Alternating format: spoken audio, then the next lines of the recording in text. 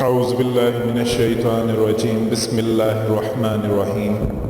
آج Islamic teacher کی جانب سے میں ایک نئی ویڈیو اور ایک نیا پیغام لے کے حاضر ہوا ہوں۔ آج کا جو میرا ٹاپک ہے اس پہ مجھے بہت زیادہ بھائیوں نے میسج کر کے مجھ سے پوچھا کہ آپ ہمیں وہ وظیفہ بتا دیں کہ جس کے ذریعے سے ہم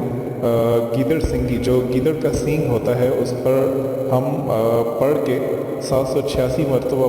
پڑھ کے اس کو پھونکیں اور وہ سونا بن جائے۔ ہمیں وہ بھول چکا ہے، ہمیں ایک کچھ علماء نے بتایا تھا وہ وظیفہ جو ہمیں بھول چکا ہے، لیکن ہم آپ سے جو ہے وہ پوچھنا چاہ رہے ہیں کیونکہ آپ سے جب آپ نے بہت زیادہ وظائف لگائے ہیں، آپ سے پوچھنا چاہ رہے ہیں آپ وہ ہمیں بتا دیں۔ تو آج انشاءاللہ میں آپ کو اسی ٹاپک کے بارے میں انشاءاللہ بات کروں گا۔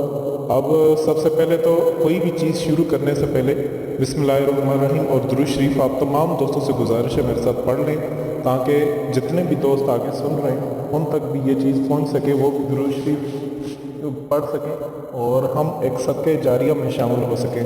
اللہم صلی علی محمد وعلی آل محمد کما صلیت علی ابراہیم وعلی آل ابراہیم انک حمید مجید۔ اللہم بارک علی محمد وعلی آل محمد کما بارکت علی ابراہیم وعلی آل ابراہیم انک حمید مجید۔ تمام دوستوں سے میری گزارش ہے کہ آج جس ٹاپک پہ میں بات کرنا چاہ رہا ہوں اس میں بہت ہی زیادہ اہمیت کے حامل ہے۔ آپ شروع سے لے کے آخر تک یہ میری ویڈیو ضرور دیکھیے گا، اس میں بہت زیادہ چیزیں میں آپ کو انشاءاللہ کلیئر کر دوں گا جس میں آپ کو سمجھ آ جائے گی۔ سب سے پہلے میں آپ کو بتاتا چلوں گیدڑ سنگی یہ کیا چیز ہوتی ہے۔ گیدڑ سنگی ایک سینگ ہوتا ہے جو کہ گیدڑ میں خاص گیدڑ کے سر پر بڑے دانے کی صورت میں نکل آتا ہے، اور وقت کے ساتھ ساتھ یہ سینگ بڑھتا جاتا ہے۔ جب آدھا انچ تک ہو جاتا ہے تو یہ اس کی ایک جڑ نکل آتی ہے، اور وہ جڑ پھر آہستہ آہستہ جو ہے وہ گرنے لگ جاتی ہے۔ خدا کی قدرت یہ ہوتی ہے، اللہ پاک کی قدرت ہے، یہ گیدڑ کے جسم سے آٹومیٹیکلی جدا ہو جاتا ہے اور جدا ہونے کے بعد زندہ رہتا ہے، اور اس میں بال بھی مستقل طور پہ بڑھنے لگتے ہیں۔ اگر آپ میں سے کوئی پہاڑی علاقے میں رہتا ہے یہ مری ایریا میں یا پھر ہزارہ والی سائڈ پہ، تو انہوں نے یہ چیز دیکھی ہوگی۔ پھر جو ماہرین ہیں ان کا اس بارے میں کہنا ہے کہ اس کو احتیاط سے دانے اور جڑ سمیت نکال دیتے ہیں، بالکل اسی طرح اگر زمین کا پودا جو ہے وہ نکل آتا ہے، بالکل اسی طرح اس میں سے باقاعدہ جو ہے وہ بال نکل آتے ہیں اور وہ بال جو ہے وہ بڑے ہو جاتے ہیں۔ اللہ پاک کی قدرت ہے، گیدڑ کے سنگ جو سر سے یہ جب الگ ہو جاتا ہے اس کے بعد بھی یہ زندہ رہتا ہے، اللہ پاک اس میں جان ڈال دیتے ہیں اور یہ چیز زندہ رہتی ہے۔ زیادہ تر کا جو سائنسٹسٹ ہیں ان کا یہ کہنا ہے اور میڈیکل کا یہ کہنا ہے کہ یہ جو مادہ گیدڑ ہوتا ہے یہ اس کے سر سے یہ نکلتی ہے، یہ اس کے سر سے نکلتی ہے، اور جو ہے اس کے سر سے جب یہ نکلتی ہے تو اس کو پھر آپ اپنے گھر میں لا کر کے جو ہے وہ کسی اس میں ہلدی وغیرہ میں یا کسی آپ اس میں پاؤڈر میں یا کسی بھی چیز میں جب آپ اس کو رکھتے ہیں تو وہ پھر جو ہے کہا یہ جاتا ہے کہ یہ آپ کو بہت زیادہ جو ہے وہ جو لوگ یہ کرتے ہیں اس کو مال و دولت ملتی ہے، اور اس کو کافی زیادہ اس کے جو ہے وہ اس کے پاس پیسہ اور جائیداد بہت زیادہ ہوتی ہے۔ اور اس کو اب میں آپ کو تھوڑی سی اس میں حقیقت بتاؤں گا کہ یہ تمام دوستوں سے میری گزارش یہ ہے، جو میرے بھائی نے وظیفہ پوچھا اس کے بارے میں آج آپ کو بتانا چاہ رہا ہوں کہ اس کی حقیقت کہاں تک ہے، کیونکہ مجھے بہت زیادہ میسج آ رہے ہیں۔ میں ہمیشہ اس چیز کو اگنور کر رہا تھا کہ شاید اس چیز کو میں نہ بنا کے لے کے آؤں، نہ لے کے آؤں، لیکن اب میرا دل کر رہا ہے کہ میں اس کو تمام دوستوں کے سامنے لے کے آؤں، تمام دوستوں کو بتاؤں۔ اللہ پاک نے جو مقدر آپ کے قسمت میں لکھ دیا ہوتا ہے اس سے بڑھ کر نہ آپ کو ملتا ہے اور نہ ہی اس سے کم آپ کو ملتا ہے۔ آپ بالکل بھی ان چیزوں پر بالکل بھی یقین نہ رکھا کریں۔ گیدڑ سنگی جو ہوتی ہے اس پہ کوئی بھی ایسا وظیفہ ہے ہی نہیں جو کہ آپ اس کو پڑھ کر کے اس پر پھونکیں اور اس سے آپ کی جو ہے وہ قسمت جاگ اٹھے اور وہ اس میں جو ہے وہ سونا بن آئے۔ میری تمام بھائیوں سے بھی گزارش ہے اور تمام دوستوں سے گزارش ہے ایسے کوئی بھی کسی قسم کے وظیفے، کیونکہ کلام ایک اللہ پاک کی کلام ہے، وہ حق چیز ہے اور وہ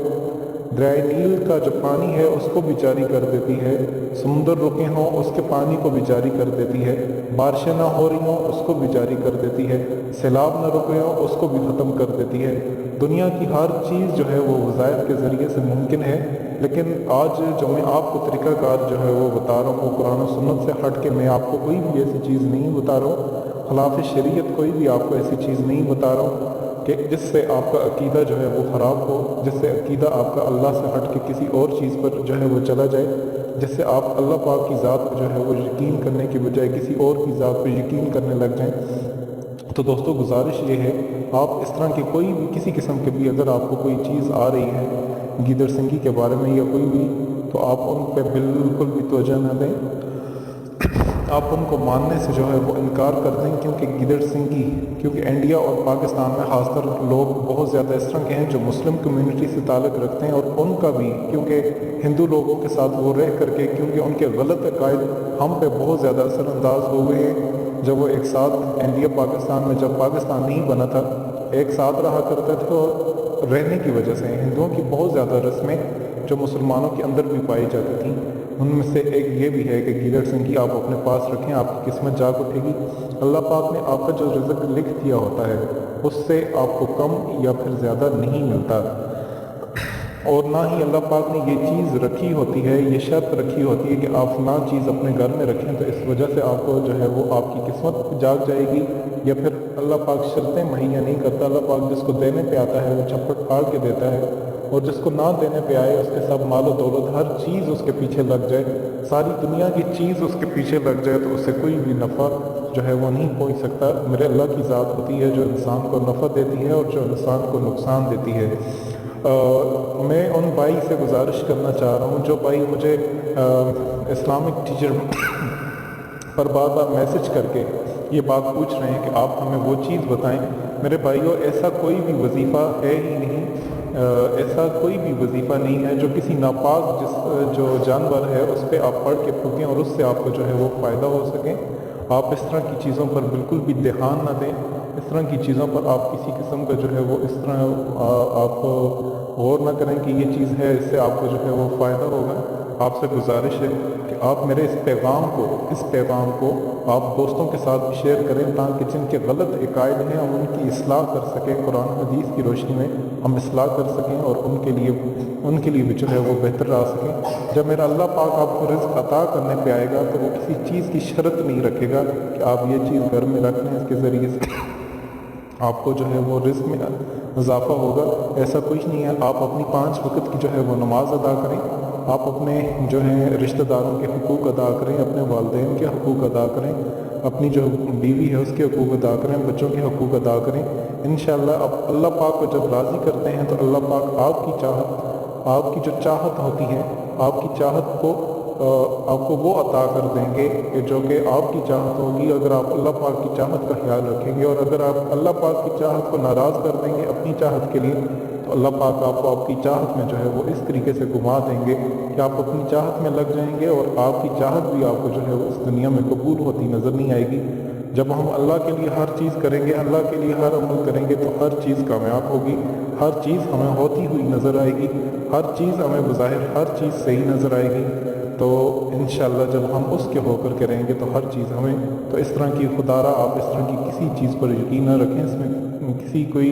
सदाकत नहीं है। आपसे मेरी गुजारिश है, मेरे इस पैगाम को जहाँ तक हो सके आप शेयर करें, ताकि हम इसके ज़रिए से लोगों की इस्लाह कर सकें, उनके गलत अकायद जो इस चीज़ पे बने हुए हैं हम उनकी इस्लाह कर सकें। और आखिर में मेरी आपसे छोटी सी गुजारिश है कि इस तरह की मज़ीद आप अच्छी वीडियोज़ के लिए हमारा चैनल इस्लामिक टीचर ज़रूर सब्सक्राइब कीजिएगा और हमें आप अपनी दुआ में याद रखिएगा। तब तक के लिए खुदा हाफिज़।